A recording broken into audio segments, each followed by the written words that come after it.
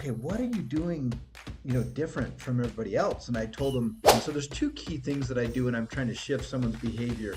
Okay, so you're after the experience of fulfillment.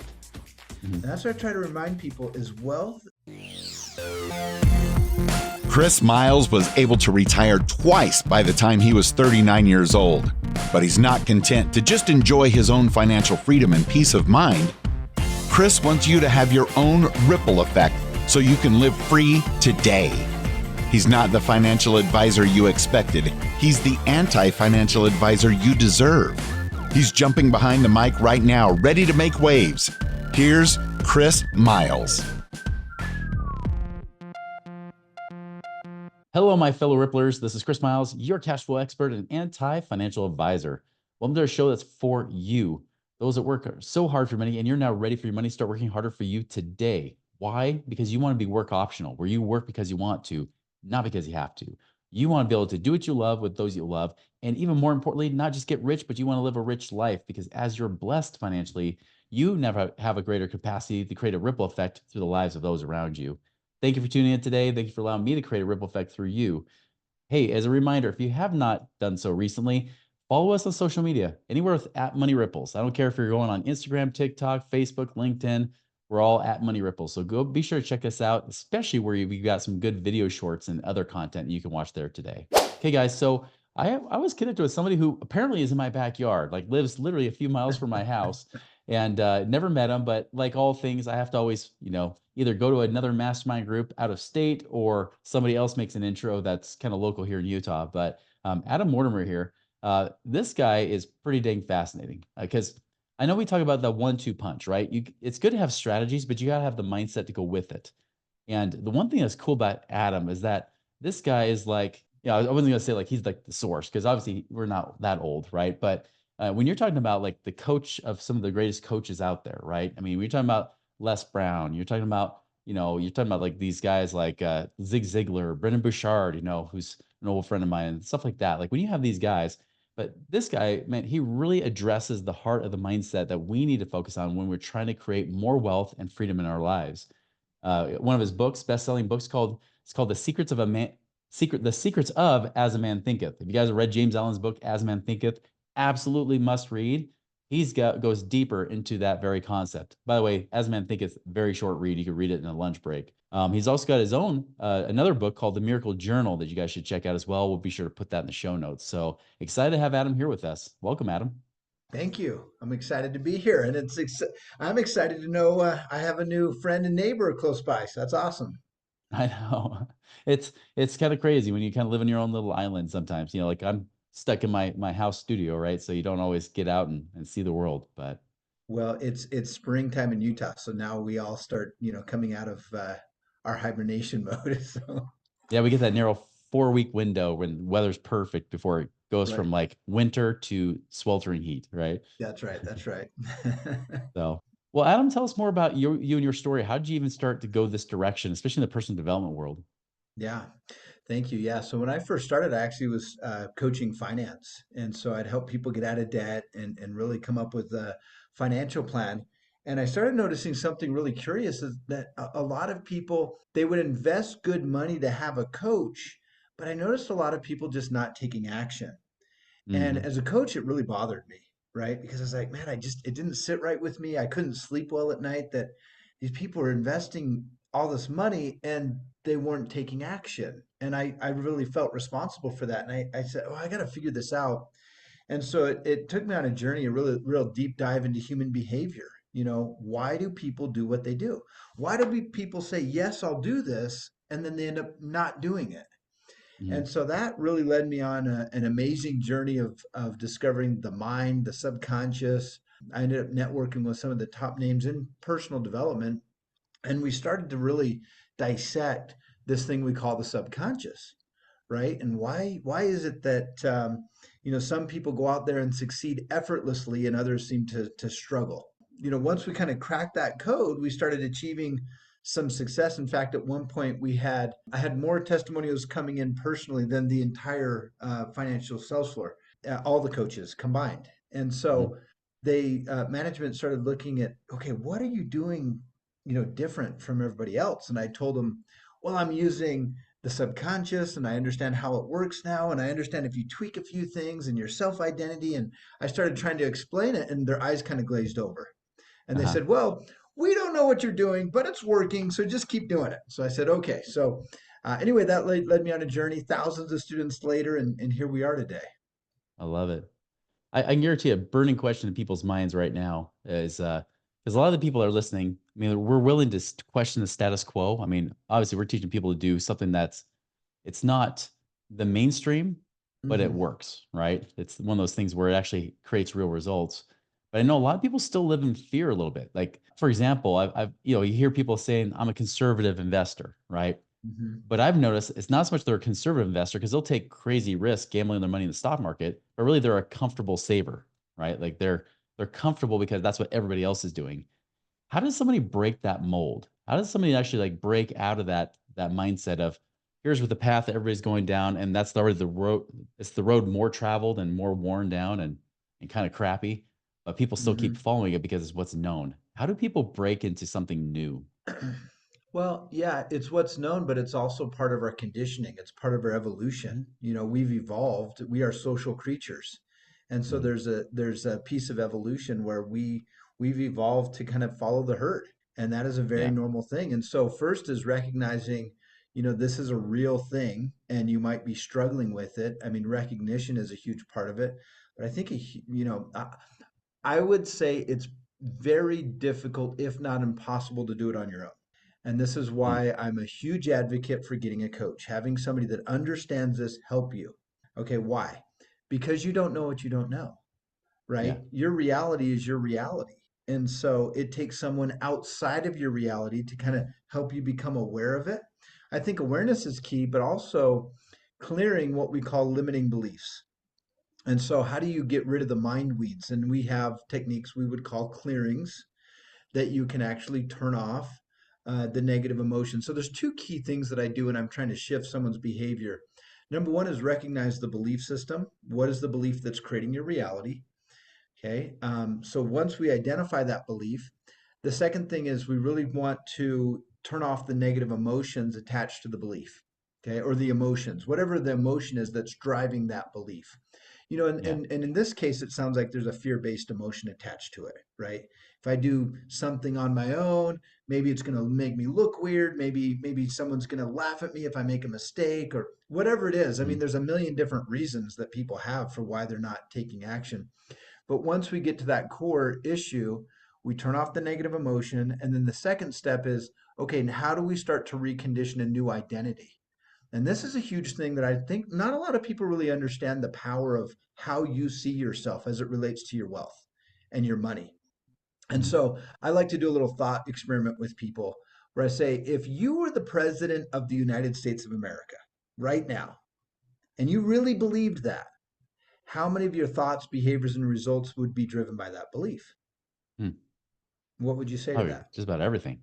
Just about everything. And I've asked that Yeah. question to thousands of people. People give me the same response. Well, like everything. Okay. So here's my next question. Does your current self identity align with the wealth you say you want to attract into your life?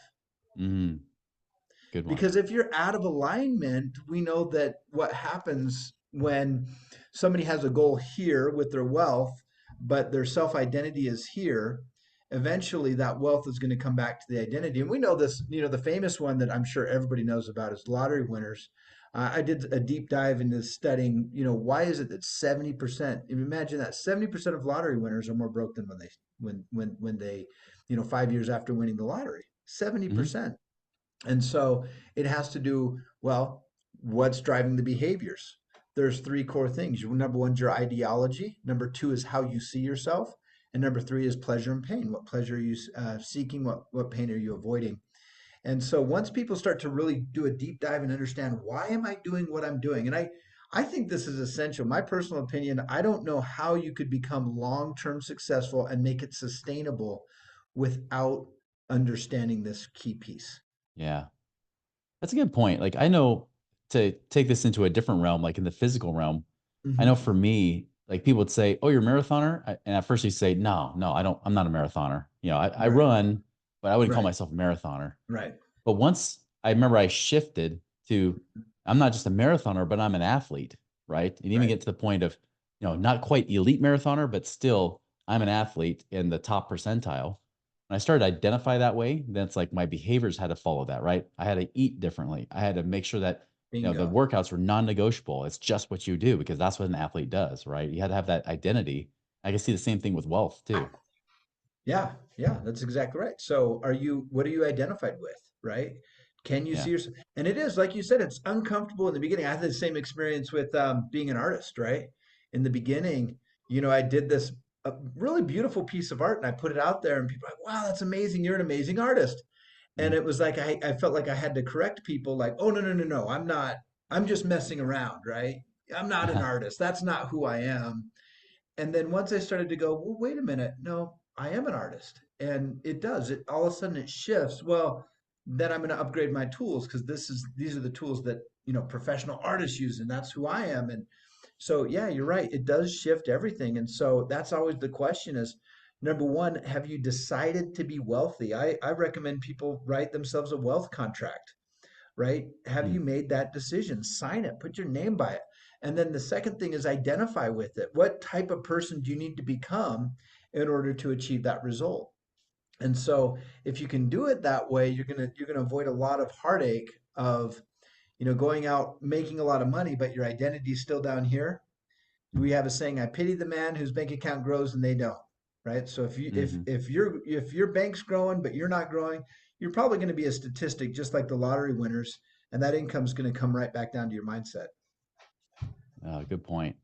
And that was going to be my follow-up question is to what degree have you seen with maybe your own clients or associates or people in your life where maybe they weren't quite doing that, right? Like they weren't making that shift. They're thinking they could grow their money or grow their wealth without the personal growth. Have you seen that? And then also have you seen the opposite where people do increase themselves personally and then the wealth follows? Have you seen that? Yeah, yeah. Of course, I've seen both of it. I think that when people try to do things without focusing on the mindset first, Mm, it looks like they're just dragging this heavy weight.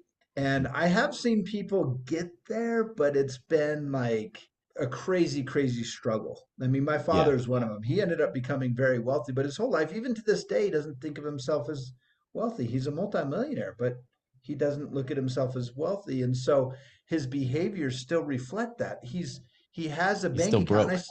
Yeah, he's still broke. He doesn't really live the way he could be living, and he's in retirement age, but he's still Mhm. living like he did before he had the money. And it's like that shift hasn't happened yet.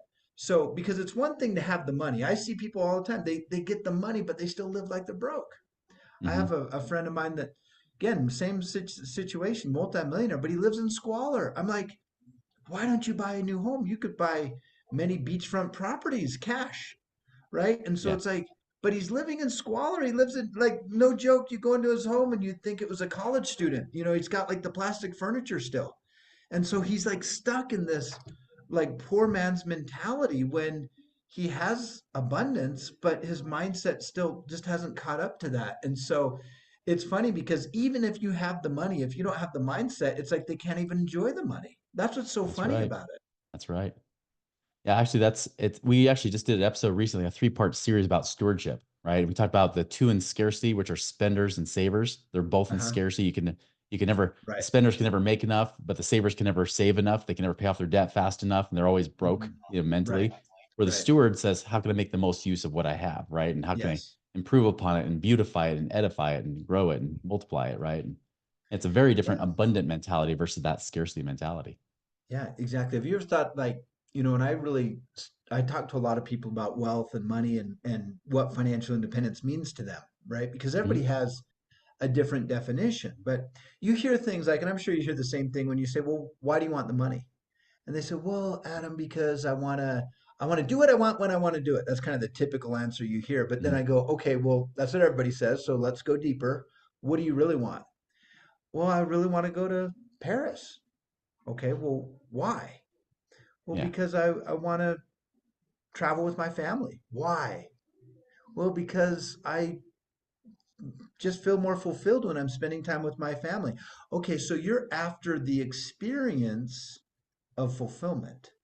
Hmm. And that's what I try to remind people is wealth is about the quality of your experiences in life. Yeah.